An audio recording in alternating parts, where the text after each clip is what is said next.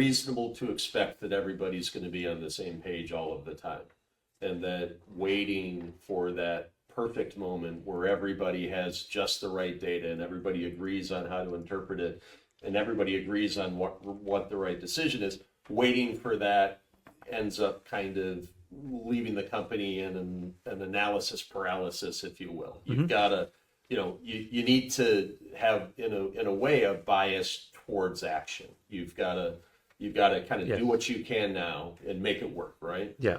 Yeah, you definitely have to have a bias toward action, but you also have to have a bias toward urgency. And so when it becomes a company priority to gather and analyze the data, that means that you also need to be doing it on a very regular basis. If you're looking at a Dun and Bradstreet report once a year, it's not going to do it for you. Yeah. You need to be collecting data, especially from companies that you know are financially weak. Yeah. You need to be collecting that data on a quarterly basis.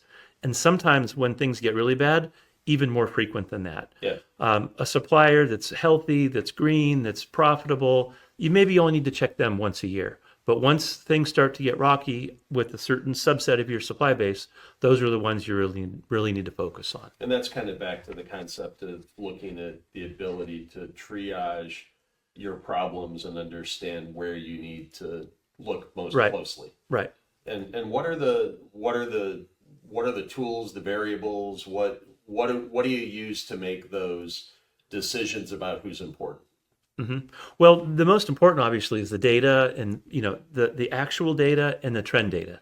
That's what you would be using to help prioritize who needs to get the attention and who doesn't. And we can talk about that in a little bit. But back to this topic of being a company priority, when it's a company priority and then when you've got